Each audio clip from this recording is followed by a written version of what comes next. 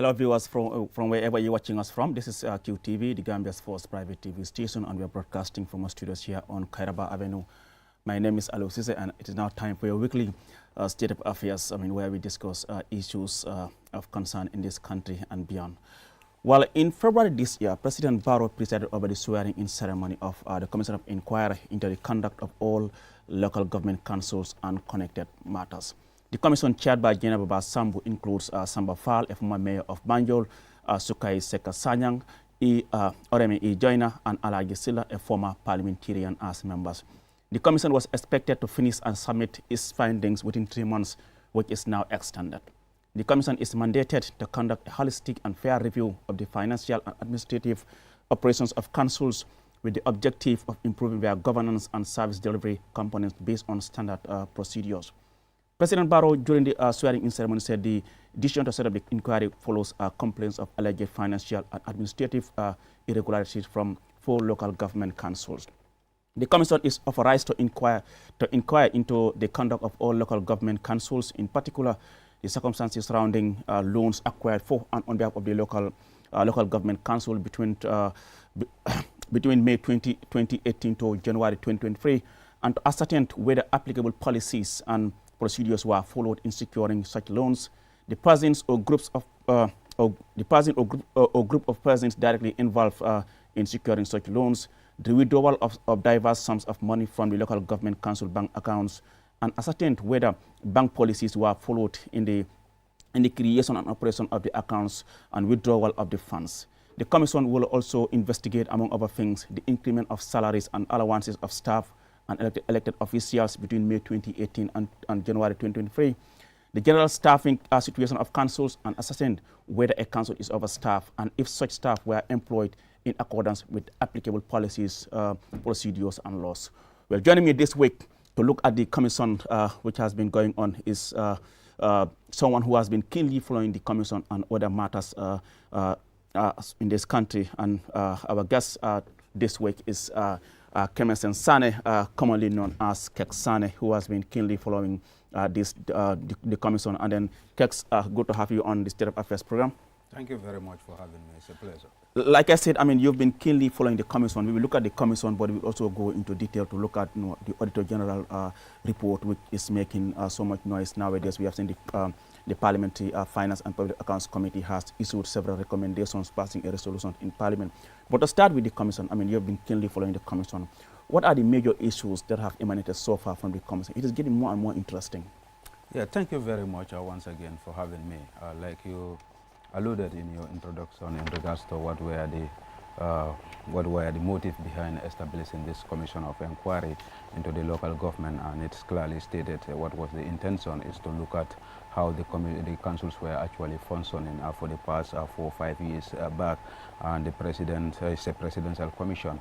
He established this commission to look at the councils in terms of their financial dealings, in terms of administration of the councils, in terms of the loans that they acquire, whether they have been properly acquired, in terms of their dealings with the banks, and so many activities. And when the commission started the whole investigation, first they deal with in terms of the administration of the council itself, which started under the Ministry of Local Government and Lands, since they are the ones that oversee the councils. So they invited them to understand actually what were the structures in place in terms of how do they monitor their oversight functions, and what were the rules and the regulations that are put in terms of how the council should actually function. And permanent secretaries were invited to give their testimony, and directors are invited, and even commissioners that are into the local government that are under the Ministry of Local Government were also invited to the commission to at least ascertain what were the administration of this institution. And from the investigation of the commission, we found out that there are so many loopholes when it comes to even the administration, in terms of what are the guidelines that they should follow according to the Local Government Act, were flouted in some instance, whereby procedures were not actually being followed by the people that are administering the whole affairs of the local government in terms of procedures. We see that in terms of even issues of how they nominate what we call CEOs, you know, the qualification that were required were not all followed up, you know, how they terminate people's service, how they change positions. All these things are issues that were actually not, that they didn't follow the due process when it comes to such things. We also find out in their investigation whereby, you know, in scenarios where they will impose their will against the council itself in terms of following the due process to install somebody that is found being engaged in some mismanagement of public fund, and the council decided to see that, okay, this person is not fit to be here because he's not somebody, or she is not somebody who should be trusted. But at the end of the day, we found out that the authorities actually imposed that person to the councils, and all these things were issues. And when the commissioner interrogated all those things, they told them that actually there are reports that has alluded that this person have entered into some mismanagement of public fund. Why don't you look into those activities rather than imposing those people on us? So you could see that it has exposed in terms of how, you know, the administration of that council by the Ministry of Local Government, that should be the overseer of this institution, has failed in terms of their responsibilities. So from there, when they establish all the loopholes, maybe that will be part of their recommendation, that at the end of the commission that they will forward it, you know, in terms of reforms, you know, how the institution will, and put in better laws in terms of how they will administer their funds when it comes to council. Then they move into the banks to invite various bankers that the councils were banking with, yeah, so that they will establish where the council's funds and how they were actually being deposited and removed from the bank. So they invite almost all the banks in this country, and even micro finance institutions like the Supersonic, the UNAS, all of them were actually invited to examine and determine which council is banking with which bank, and how many money is deposited there, and how much was withdrawn, and when did they start banking with those things. So the banks were also invited, and they all tender their contract agreement or an account, at least a brief explanation of the accounts that are there, whether they are current account or they are savings account. All these things were done. Then from there, then they move into where they actually invited what we call some of the directors were also invited in terms of before even that, they invited what we call the revenue collectors. Yes. Those are the those who go to the market and collect these revenues from compound tax to domestic tax and all these lancings and other things, how they were given. But during their investigation, it was revealed that there were so many mismanagement of public funds, you know, that monies were actually going into individuals' pocket rather than going into council's pocket. It went up to a scenario where you find out that as financial directors will create their own personal account where council's monies will be paid into this account instead of going into council's account. Councils. And sometimes they will even call councillors after just coming from collecting their tax. A financial director will just invite you to his office and tell you to surrender the entire money to him. And these things were done. That means that due process, because the law is very clear in terms of where the council funds should be deposited. That means that directly it has to be put into the council's account, and you go with the receipt to show it to whoever is your branch manager or whoever is your boss, I know, your superior, to show them that this is the amount collected and this is the amount being deposited. But all these things are issues that are actually not been followed. Also in terms of awarding contract, you know, we could see that in Basse Area Council, for example, where there is a bridge that has to be constructed, and we found out that the commission found out that, you know, they were overpaid in terms of what was requested by the company itself in terms of building that. They went and overpaid that. But when it was realized, instead of paying back the money to the council's account, it was paid to an individual account. So these are issues that actually showcase, and in terms of even the Banjul BCC Council Tamid, in terms of how they procure what we call the dustbins, you know, they feel like that the GPPO procedures were not followed in terms of awarding contract to, they were not followed. We went up to an extent that even the GPPA itself was actually being invited, some of their members, to look at Sanya and so many of them. And when they were invited, you know, for them to explain in terms of the procedures, in terms of whether is it single sourcing or whether it is open tendered and all these things. But they find out that sometimes things that required open tenders were just single source to an individual, and those are not the requirements when it comes to the GPPA Act, were not actually followed. So this all exposed how, you know, people that are administering the affairs of the country, that they disregard what we call the due process, and they lay down rules and regulations that will actually administer whatever they are doing. So it exposed even not only that, but it exposed in terms of the administration itself, how people that are taxed to follow the due process, that actually we are not actually following the due process. We went up to an extent. It's quite interesting. Let's just take an insert of the commission, and when we come back, we will buttress more as to some of the points you have raised, because these are serious issues that we really need to discuss. I mean, okay. Yes, you can continue. You can continue. So it also went up to an extent that it even exposed where you will see a GPPA will accept documents that are forged in terms of just for them to require what we call the approval, because any contractual agreement, before it will be executed, it has to be approved by what is called GPPA, must have what I call the approval authority. But there are scenarios where it was revealed in the commission that documents were forged, and it was realized by the GPPA, but they just keep a deaf eye to it and they allow it to pass. So that shows you that there are so many mismanagement in terms of all those things were exposed. And we have seen scenarios where even you take an example of the Brikama, the Basse Area Council, where the financial director will travel all the way from Basse to come to Brikama branch, where they have a bank with one Vista Bank, and they will just go there and withdraw money on behalf of the council, when actually 3 signatories should approve before such things will be done. But one individual will just come and take the money. And this scenario was revealed at the commission, where the financial director came all the way from Basse to Brikama and withdraw almost amount of almost, I think, if I could remember, 90-something thousand. Actually, I cannot get the figures, but a huge amount of money on behalf of the council. And the moment he left, there is an SMS alert that went to the CEO indicating that there was a withdrawal from the account. Then he called the Brikama, the branch at Brikama, telling them that actually I have never signed any, authorized any check of this amount, and I have just received an SMS. And before they will call the attention of the financial director, he already left the banking hall. So all those things shows you that, you know, even the banks are not actually following the JUPA, because if they tell you that 3 signatories must sign this before you approve it, and you allow just one person to come and just sign this, shows you that, you know, even the process in terms of the rules and regulations that are governing the banks are not even being followed. So you encourage what we call, then you abetted and agree to do what we call mismanagement of public funds. Quite interesting. Well, viewers, you are watching QTV. This is your weekly State of Affairs program here on QTV. My name is Ali Sise, and today we are discussing, the local government council commission, which is inquiring into some alleged financial and administrative malpractices in the council. The commission was introduced by the president in February this year. Like you said, the problem here, it seems, things are not going right in the councils. What happened to the internal auditors? There should be internal checks and balances within councils, but it seems that seems to be lacking.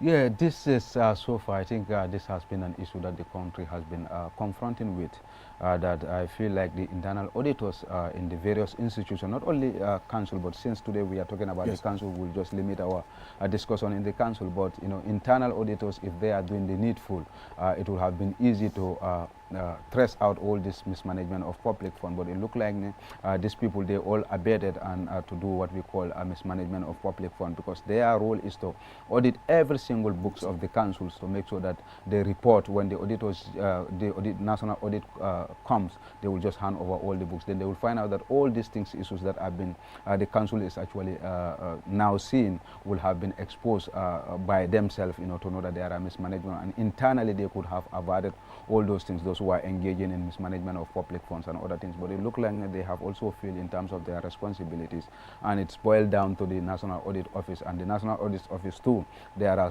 instances where, you know, they are actually not doing what is actually expected in some scenarios, because these are not one this year, because the power is there with the National Audit Office, that, you know, they give him the power, rely on the constitution of this country, that if he find any mismanagement of public fund on fraud, he have the power, you know, to report the matter to the Inspector General of Police, where the Inspector General will do the needful by prosecuting whoever is found wanting. But we have never seen this so far, in terms of, we only see reports upon reports. At the end of the day, that's where it's hold dust. They didn't act on the reports. So for me, I think that there are so many issues, loopholes in terms of the administration of the state, and unless we have institutions that will hold people accountable and hold institutions accountable, we'll always be discussing such issues all the time, but we will not have the tangible solution, and we must have to put a stop to it. Bearing in mind the important role that council play in our community development. How much does this affect, I mean, their operations? If you can have an individual at his own accord just go and withdraw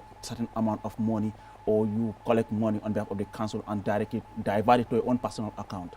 Yeah, definitely, it has a huge impact, and you could see in the commission it has been even revealed there are 3 months the Basse Area Council, staffs of the council didn't even receive their salaries, so they are just working. And the lady who came to testify before the commission, she said the time she was coming to answer to the summon of the commission, she have to even credit the fare that she have to travel, and pleaded with the council, the commission, to even give her a return fare so that she could actually go. So you could see that, you know, person who have a family that is relying on him, you know, could not have a salary for 3 good months. But not only that, it looked like it also delayed the development of this country, because these are taxpayers' money, and the local government are the ones that are directly linked with the people in terms of providing the necessary needs that they need, because that's why they are the local government. They are directly linked with the people, and they collect this tax from farmers, poor people. You know, in our provinces, when you go there, you know, compounds are being charged, what we call the compound charge. And not only that, they count if house you pay a certain amount of money. So these are farmers who doesn't have any source of income. They only rely on agriculture. You come and collect their tax, and the law is telling you that that tax has to come back to them in form of a service, at least 60% of it. But you see that you have deprived them from those things. That's why they cannot have access to clean drinking water.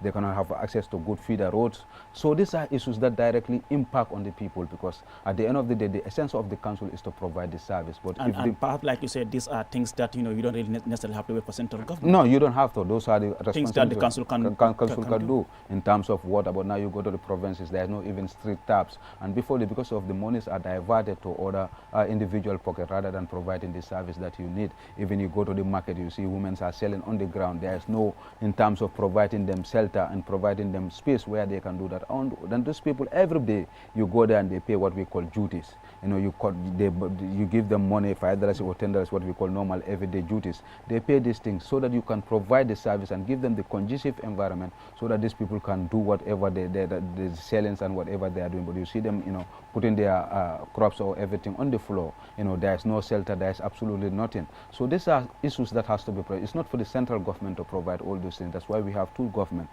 You have the local government and you have the central government. The central government, that's where the national budget comes in place. But this one that you collect from directly from there, and these ones are distributed to the various ministers to provide the service that we need. But you say the councils are closer to the government, let them also collect tax and pump it back to the community so that it can ease the burden of the central government in terms of providing the service. But if those people fail in their responsibility, then the whole burdens come back to the central government. That's why you see so many people will be complaining that the central government is not providing this and A and B. They fail to understand that there are certain responsibilities that are not under the central government, but in our local governments. But how long has this been going on? Yeah, one could have said this has been a trend for far too long, just that we established, if you have set the commission to look at maybe up to 2010 or even at the former regime, they will find the same thing that has been happening. But since that it is limited to from the last 4 years back, this is why we are seeing this. But this has been a trend for far too long, that it has been happening in our country, that, you know, local governments are not actually doing what is expected of them in terms of the Local Government Act, what it dictates them. They are not actually doing the functions why we established the Local Government Act. And now let's look at the role of the Gambia Procurement Authority in this whole thing. I mean, what is their role? Yeah, in terms of, you know, they, like any contract. Because are they telling us they only get to know about this thing when the commission was instituted, or what? No, actually, for me, I think the auditor's report has always been in the National Assembly, and we have always been the National, and they have shown out so many times that, you know, what we call the GPP Act are not followed in terms of actually what are the requirements in terms of public procurement, in terms of how contracts are awarded, whether they should be single source, whether they should be open tendered. All these things are issues that have been pointed out in terms of how the council should have a function. But they have seen this report, because this National Assembly issues has been televised. They could have actually used that opportunity to amend or actually do things that are needful by averting the situation, but we have not seen any tangible so far. The same thing is repeating. So one would have agreed that and said that, okay, then they have abated with these people and accepted the violation of the public GPPA Act, and people will just do whatever they feel like doing. And unless we have those institutions that will hold people accountable, the same thing will. So for me, I will not give them excuse in terms of they didn't know. Actually, they know that these things are happening, and the law is very clear in terms of what should be done. But you know, like I tell you, it has been revealed at the commission that there are scenarios where they will even help these people to violate what we call the public act, the GPPA Act, in terms of what should be done, in terms of even vehicles that are purchased, you know, how the procurement should be done. We have seen that all these things are issues, and you must approve. GPPA must give you an approve for you to do it. If it doesn't happen, then you know you cannot do it, because you have to tender, you have to show that one to whoever is your client that you have the GPPA clearance for you to do so.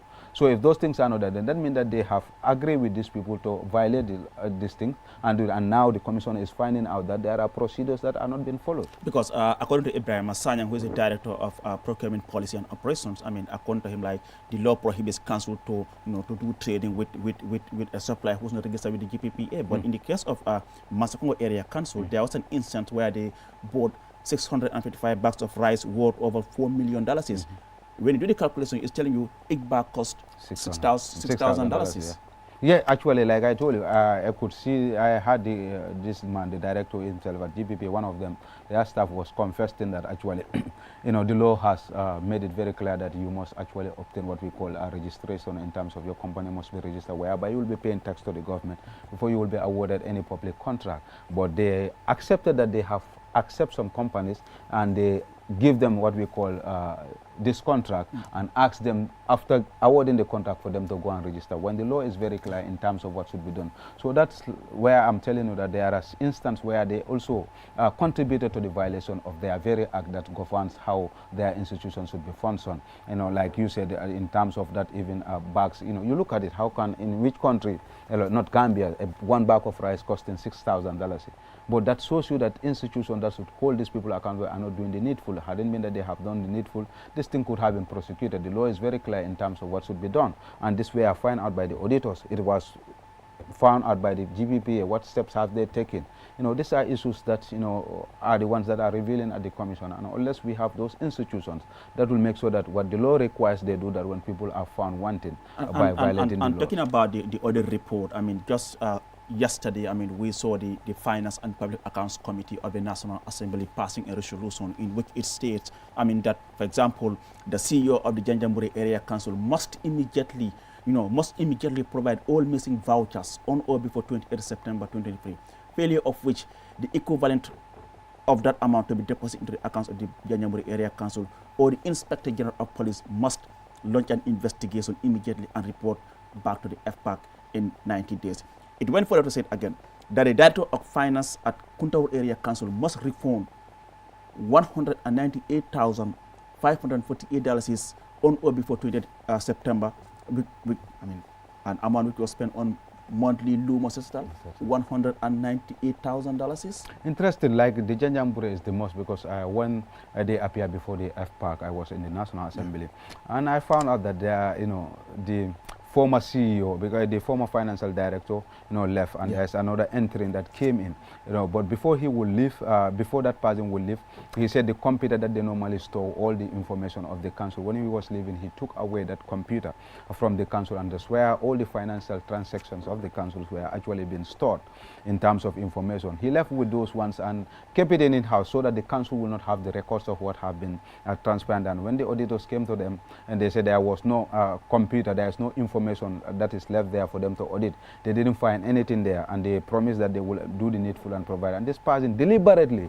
refused to return the council's computer so that they will audit the books of the Janjanbureh Area Council to find out actually what happens with the financial transaction of the council. So you could see that there are deliberate acts where you have the guts to even seize the council's property. And most interesting, the CEO who was absent was paid you know, they claim in their audit report that they were actually paying for the CEO his overseas treatment, and his salary was actually, when they confronted the CEO said there was no single dollar to that one, and they went and found out there are almost 50-something ghost workers that were in the system, that were installed, and every month these people will collect their salaries when actually they are not staffs of the Janjanbureh Area Council. So these were some of the mismanagement that were actually happening. So this is why the auditor, the National Assembly members are recommending, because those vouchers could not verify to tally with their books to say that, okay, these are the amounts, because there was no voucher to support whatever expenditure they claim they have done. So based on that, they are requesting for the money, and that exactly, if you cannot prove what you have spent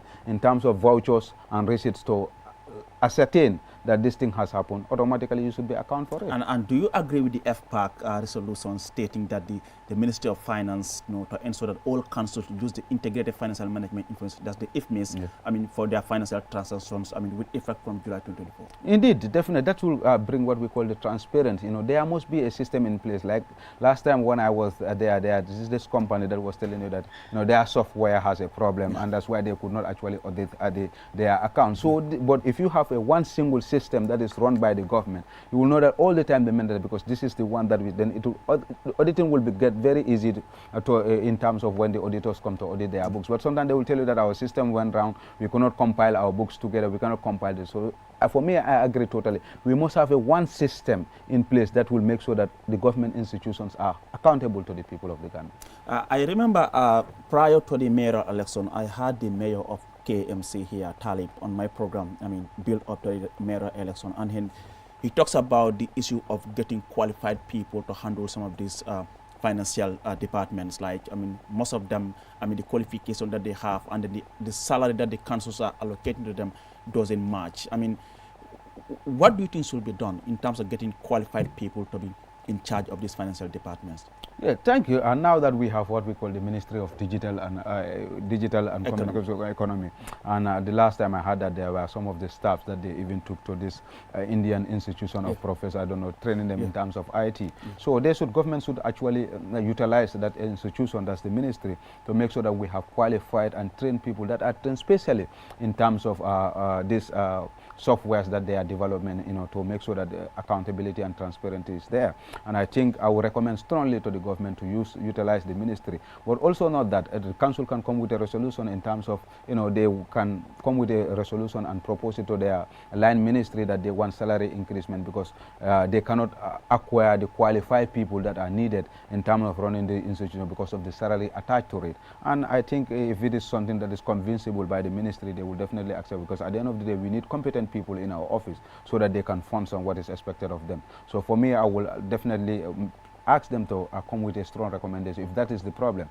let them come with a recommendation in terms of salary scales, because since the government and every institution are going into the National Assembly looking for an upgrade system of their salary, why not the councils to go there? If that will give us the service that we required, then they should be there. And I mean, the FPAC is now requesting all these, the municipal and area councils to prepare what is called credible 2019 and 2020 accounts by the end of October 2023, and for 2021 and 2022 by the end of December 2023.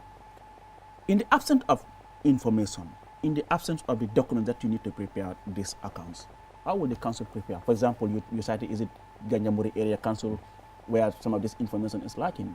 The computer is gone.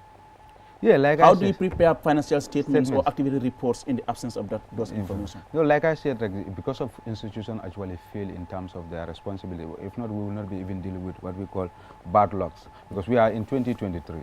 You are telling us the accounts of 2019, 2020, because the law is very clear. The Auditor General must account all government institutions 3 months before the end of the financial year. That's what the law dictates. So it doesn't matter whether you go there. What you found there is what you will audit and report. But they will go there and tell you that, okay, we went there and this institution said they are not ready with their books, and you allow them. When the law dictates you that 3 months before the end of the year, go there, whatever you found there, that's what you're going to audit, and report it back to the National Assembly and tell them that I went to A area council or B area council and this is what I found there and this is my report. You tender to the National Assembly will come with it. But because of institutions fail, that's why we are dealing with bad lucks of 2019 when we are in 2023. So we are dealing with history. And unless we move from history, we cannot put the policies and the programs that will help the institutions to work. And then most of the people who were in charge are no more there, are no more in those institutions. They have moved on. They have moved on. They are not here. So who will you hold accountable? Like I tell you, the books now, if you go to other institutions, they don't. Because people here, the recording system. They don't even digitalize it. It's not digitalized. It's not digitalized. It's just papers. Papers. So you throw them away. When you are done with it, they throw away receipt. Because I could remember the Janjambure area council, the excuse that they give, their office was it's collapsed, and they were moving from the commissioner's residence, and when they were moving with their gadget, some of these receipts went disappear. So that was the excuse that they give to the National Assembly. And if they rely on that, what can you do? It's only maybe what the recommendation that the National Assembly, but will we see that? Because this is not the first time the National Assembly has come with such recommendation. Definitely. In terms of the impress, people that were given impress and they failed to actually return the impress, the outstanding balance. They came with a recommendation and they give 21 days for all of them to pay back the impress that were with them. At the end of the day, it's just whole dust, the recommendation and everything. So this thing too will just about, I want the National Assembly to take its responsibility. And the law is very clear in terms of what is the role of the Inspector General of Police, what is the role of the National Audit Office. Is very, very clear in terms of what should be done. And unless we start following the laws that governs the country, then we'll live in a jungle whereby people can do whatever they want. And that's precisely what happened in this country. And that's something that shouldn't happen. Yeah. We cannot be in a country where we live like we're in a jungle. Well, that's Keksane. Well, viewers, you're watching QTV State of Affairs. We'll go with a short break, and when we return, the discussion continues. Do stay tuned. The art of juggling is a true spectacle of agility, coordination, and speed. A symbol of progression, precision, and mastery.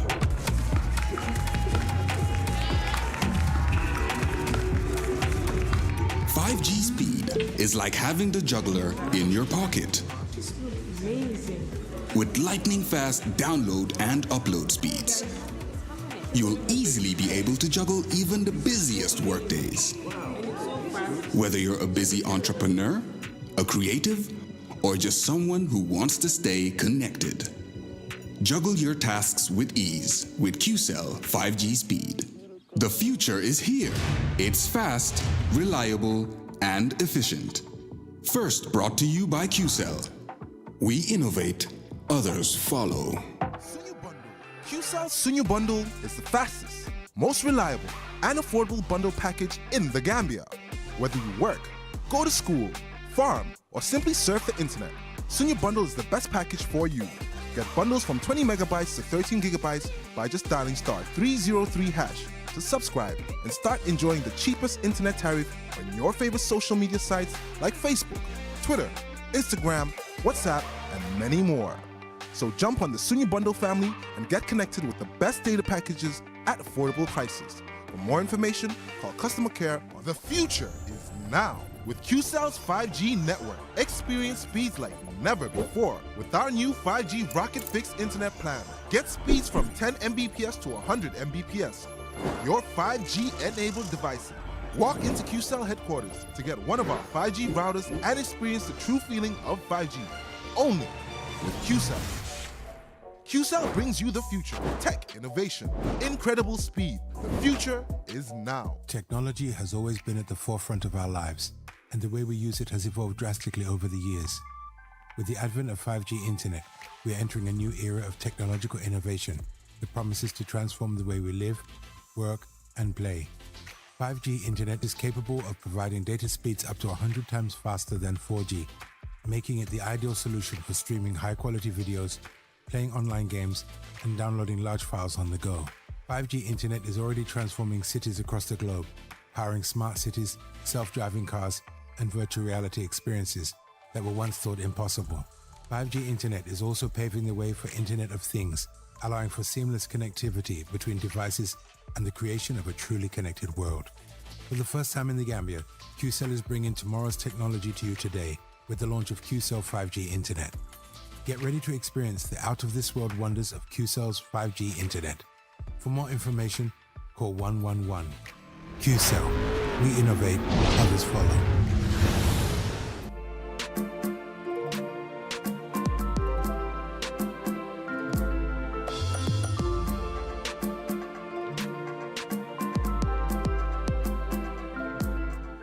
Hello viewers, welcome back from that short break. You're watching QTV, the Gambia's first private TV station, and we're broadcasting from our studios here on Kairaba Avenue. My name is Ali Sise, and this is your weekly State of Affairs program. We're looking at the local government commission and, of course, the Auditor General's report on the financial transactions in this country. My guest this week is Kemasen Sane, commonly known as Kek Sane, who has been keenly following the commission and, of course, National Assembly matters. Keks, with all what has been revealed at the commission, what should be the step after the completion of the commission? What actions should be taken? Yeah, first, since it is a presidential... Who do we hold accountable? The incumbent or the previous office holders who were in charge when these things were happening? Yeah, for me, first we have to establish where the problem is, and I think that's the task of the commission in terms of they want to establish where the problem is and who were the culprits in terms of mismanagement of public funds. And since it is a presidential commission, the president feel it necessary or deem it necessary that he wants to actually sanitize what we call the councils to make sure that the councils, serve the purpose where they intend why they intend to be established in the first place. And he established the councils so that all this mismanagement of public funds will be history. And I think they should first take the recommendation of the council, whatever report they after the end of their conclusion of their investigation, and file whatever report, and the government should make sure that they do the needful. Where in terms of it's required for prosecution, they should definitely make sure that they do that. If it requires for a total reform of our laws, they should quickly go to the National Assembly and make sure that they do the amendments of all the GPPA acts, whether the local government acts, whatever is required, so that they will have the instrument and the instructions or the people that will administer what we call the councils. And people that found wanting of mismanaging the public funds should actually face the burden of make sure that these monies are refunded, or they face the full force of the law. And it's irrespective of whoever is found wanting, whether the previous or the present councillors or those who are actually administering the affairs of the council should all be held accountable. For me, when it comes to mismanagement of public funds, I have no sympathy for anybody, because at the end of the day, these are the people that deprive us from good health, good roads, good schools, good everything. And there are how many thousands of Gambians will die because we don't have medicines at the school. Just few individuals just amass the wealth and just go down and sit at their comfort zone, and they could fly over every part of this country, while the vast majority of the Gambians are struggling at the general hospital just to have a mere medicine because of few individuals decided to do that. Or people cannot have access to a good road, and they will have accidents in terms of, like, go to our provinces, in terms of donkey carts. Even people use donkey carts because we don't have good roads where people will access to go to their various communities. So the vehicles are not prying in that road because of the bad condition. And all this are responsibility of the council. You go to our various lumos, you just see this local wood that the people will use by themselves. They'll go to the forest and cut out the bush and cut this and put a shade so that they can do when the council should have provided the conducive environment for them. And these are the taxpayers. So for me, I strongly recommend that at the end of the day, the government should take the council seriously. And from these revelations at the commission, one will suggest, or do you agree with the suggestions that we also need a similar commission for the SOEs? Indeed. All is not also right in most of these SOEs. Absolutely. For me, I think, most key institutions. When I mean the state-owned enterprises, the SOEs. When you talk about the SOEs, you refer to the GPAs, the NAWEX, and Indeed. The others. When you look at just look at what is the intention, or what the law dictates in terms of what is the responsibility of these public enterprises, the SOEs. It is very clear that these are institutions that are established by the government to create what we call employment for the people and also pay dividend to government. But you will see a SOEs, public enterprise, that will ask for the government to bail them out because they run financially, they are crumping down. Like examples are there that when NAWEC came to the National Assembly before them and asked government to bail them out, Gamtel came and asked government to, when these people should be the one who should pay dividend to government by even paying what we call their cooperative and social responsibility, by even providing some of the service that the government could not have done. But these are the institutions that are running back to the government to bail them out. If not, they will collapse. That shows you that our SOEs are not doing what is, and these people every day they took money from people. In terms of NAWEC, you buy cash power. In terms of Gamtel, you buy credits, you buy this wire internet service and all that. You go to GPPA, Gambia Ports Authority, people are paying ferry service, people are paying for their container ships and all these cargoes. You go to all these SOEs, almost all of them are money-generated institution, but at the end of the day, what dividend do they create for the government?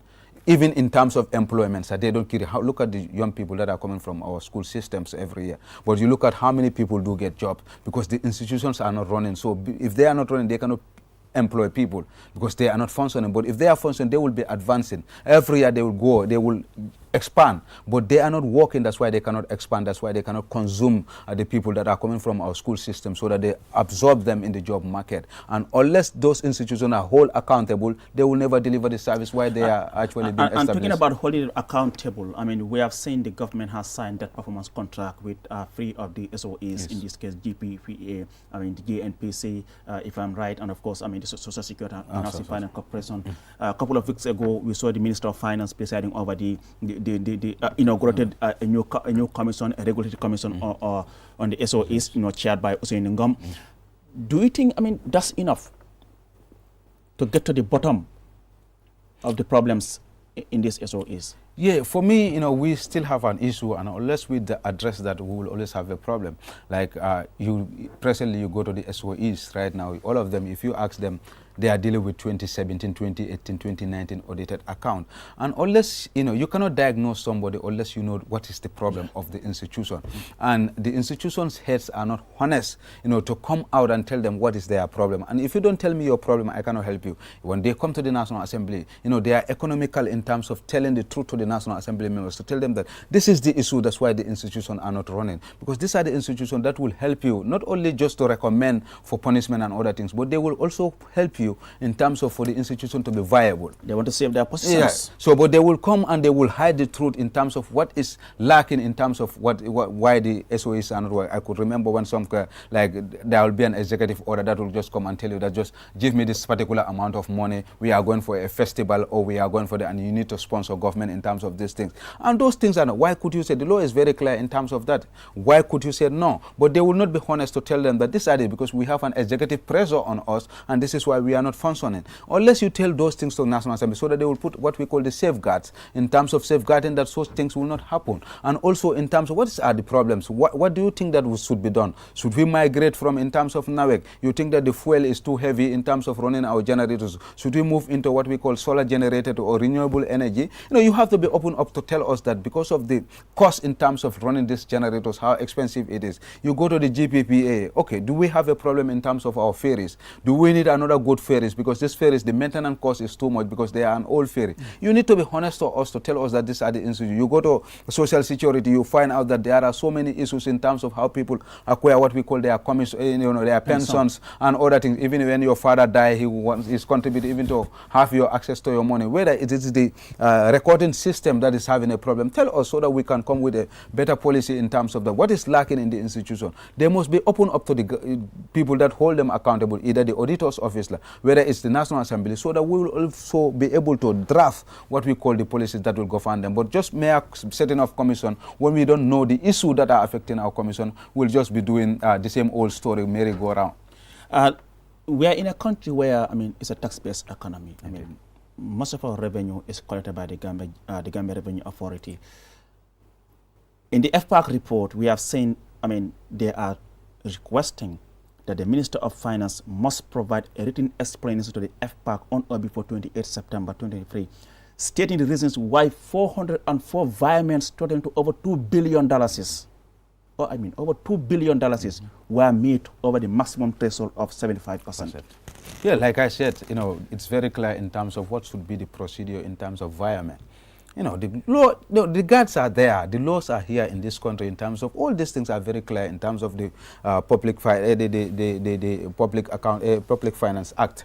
It is very clear how environment can be done and what are the requirements in terms of issue environment. But if people are not following the due process, that's why they went beyond the threshold that is required by law in terms of what should be given. And you could see the millions that we are counting because of people are not actually doing. And this is Minister of Finance who should set the good example for everybody to know that, okay, the Minister of Finance or the Ministry of Finance is doing what is expected of them so that the other institution will should follow. But at the end of the day, if they are found wanting according to the recommendation of these things, who could they tell them that you have to be financially disciplined? Who will they hold accountable in terms of mismanagement of public funds when the law is very clear in terms of how environment should be done and what are the thresholds in terms of required in terms of environment. So for me, we need a total national conversation around how, our country is governed in terms of managing of public funds. People have to understand that, public funds has to come back to the people in form of service. It's not for a few individuals just to go and put them on or flood the constitution or the act just, whatever they want. A country cannot govern like that. Like I told you at the initial stage, then we'll be living in a jungle. Let's throw away our constitution if we are not following the procedures that are required. For me, I see it that if the Minister of Finance could be found wanting, and this would be the institution that should set the example, then we have a problem as a country. And now, in all the resolutions, they are now asking the IGP to investigate and report back to the FPAC within 90 days. Do you think there will be any sort of investigation? Indeed, for me, this is the requirement of law. Like I told you, the initial stage, the Auditor General, even the National Assembly should not have done this. If the Auditor General knows what is the required in terms of, because he is the one who audit all these institutions, and he has seen the mismanagement, and the law has empowered him that when the law has empowered them that when they found any mismanagement or fraud, they should immediately report to the Inspector General of Police for him to start an investigation and, if necessary, prosecution. So the law is already there. So now that they didn't do that, the National Assembly comes that they have found what we call mismanagement of public funds and also fraud in some activities, and they recommend the Inspector General his duty bound to make sure that he adhere to the dictates and the command of the National Assembly, to make sure that he launch an investigation as quickly as possible so that we hold people accountable that have been mismanaging the public funds. There is nothing less that we expect from the Inspector General of Police rather than to act according to the dictates and the command of the National Assembly. And what I find so interesting, Kex, in this whole report is the lack of vouchers to substantiate some of these expenditures. I mean, you look at it, they are also asking the Director General of the Gambia Bureau of Statistics must ensure that some payment vouchers amounting to, $450,000 is 890 that were not presented for audit inspection are to be provided to the auditors. So this really leaves me wonder. Like I told you, in terms of recording system, in terms of people didn't even actually care, that, I'm holding an institute. Like, if you feel like, okay. Is it that they think this thing wouldn't come back to haunt them in the future? Or, it's just a matter of I'm passing by, so whoever comes next is going to take the burden, so I'm gone. Because of what they feel like is that, past years we have been here, auditors will come here at the end of the day. Sometimes now they are not even afraid when they had that auditor is coming to come and audit our books, because they know at the end of the day it's just going to be the same normal routine of just come and audit and go back and present your report and it go and catch dust. And this is why they didn't fear. So they care less to have records of all these vouchers, because they feel like for previous years it has been happening and nothing comes out of it. It's just a mere recommendation. And we have to move from recommendation by acting, to make sure that we hold people accountable for their actions. If we do that, nobody dares to throw even a single voucher. At the end of the day, you will have a proper recording system that will be in place whereby every single budget of our public institution will be accountable. And anytime you requested for it, somebody will show you that, because they know that at the end of the day, if you don't do so, there will be a punishment that will be there for you. But as far as there's no punishment there, people will just continue to flout the laws. They will care less about holding records of the institution, and they will not be accountable to the millions of dollars that have been deposited to them. And unless we move from there and take an action, this problem will continue to go. And the IGP should set an example to say that, okay, I'm taxed to do this, I'm going to. And if they set an example, start prosecuting people, taking them to court and drag them and shame them on social media that you are the one who actually take our money, because the media will be there to cover the proceedings, then they will know that we are not joking. And that will be the time people who are holding public office will take the public office seriously. And then you talk to some people, because the report is quite bulky, right? You talk to some people, they'll tell you, okay, the problem actually starts from the top. For example, in the resolution of the FPAC, I will read, and it says, the Secretary General at the Office of the President and the Permanent Secretary at the Ministry of Works must provide a written explanation of FPAC on or before 28 September as to why the approval for a single source procurement for the rehabilitation work at the State House was sought after the completion of the work. Yeah, like this. Are you surprised? I'm very surprised. That the highest office? Highest office in the country. I think these are the ones that should set an example. But, these are not the, I could remember, even the amount it requires to, that was actually been, it has been a debate in Parliament. They could not actually been audited for the amount that has been spent in terms of rehabilitating State House, you know, the money that was approved by the National Assembly and the money that is spent, you know, if you want to audit, at the end of the day, auditors could not actually figure out how the money were gone. And now you have found that, you know, these issues are coming up, and this is the highest office. That should set an example so that other people will follow. And like I tell you, we need a total restart in terms of how we see public institution. You know, maybe, you know, for me, I just feel that the sense of nationalism is still lacking in terms of, you know, our public servants that are holding public office. Because if you have that sense of nationalism, there are certain things you will not have accepted. And unless we put that in the back of our mind that we serve the people, and these are the people that are taxed, because Gambia is a tax-based economy, that we take the money from the people to provide them service. So we should do what is expected of us. But we should not be found wanting of mismanaging public funds. And it has to start from the head of state so that other institutions will follow up. And this is why it is important for the Inspector General of Police to do the needful and make sure that any person who is found wanting for not doing what is expected of you should face the full force of the law. And talking about facing full force of the law, certainly the laws are there. I mean, the Parliament is about to pass the, you know, the anti-corruption bill into law. I mean, it's just left with the third reading. But is that enough? It's one thing to get the laws in place, but the implementation, I mean, no, like we have very good laws in place. But even the anti-corruption, we have the 2012. Even the anti-corruption, there are laws that really cater, that can fight against corruption. But when have we, if there are some laws that are still virgin in this country, because we have never actually enforced them, they are still virgins in this country, and the instruments are there. You come to every sectors of our country, the instruments are there to hold people accountable. But we don't do that. We just leave them to go. We just make laws. And when you make laws and you are not enforcing the law, that means that there is no law. So unless we start moving to that direction, that we have to be a country that is governed by law, that anybody, your action must be accountable based on the law. But if you don't do that, then we'll be every time we'll pass an act here, we'll pass a law here. At the end of the day, just go and catch dust. You know, unless we move from there, we will not have a country that we want. And for me, that's my issue. Like, these are issues that happens. Look at the Banyan rehabilitation. Exactly. The same thing happens. It's also captured. It's very captured there. Yes, contracts are awarded without actually, you know, all these things, you know, were done in terms of how it was done. You know, all the procurement regulations were not followed. You know, GPPA approval was not seek. You know, in terms of even sometimes we make laws here, they are not even gazetted. Yeah. You know, all these things are issues because the people are the owners of the country. So any decision that you're going to take, it has to be from the people. This is why the law has provided that whatever you will do, you gazette it so that the public will have an opinion about what you intend to put into law. And the public will have a say in terms of that so that it becomes law. But here in this country, even in terms of gazetting for it to come to law, the requirements are not fulfilled. So there are so many things that are actually lacking in this country. But also not that. I think we don't have a civil society that will hold government accountable, because we are very good in terms of just going to social media and start writing and criticizing. But we should use the power of the courts to make sure that we drag public officers that abuse the office, that are found of mismanagement of public fund, that are found of fraud. You know, we have civil society that can go to court and drag these people to court. If the government is not doing it, the institutions are not doing it, let the civil society stop complaining. Like they keep on complaining in their own country when they are the owners of the country. They can dictate how the country, because that's what the Section 1 of our Constitution said, that any person who is governing this country, you derive your authority from the Gambian people. And you have no other obligation just to promote the general welfare of the citizens. And if you don't do that, you are not fit to govern. That's what Section 1 of our Constitution said. And we have seen what happened with the COVID-19 as well response. We have millions worth of unaccounted food items.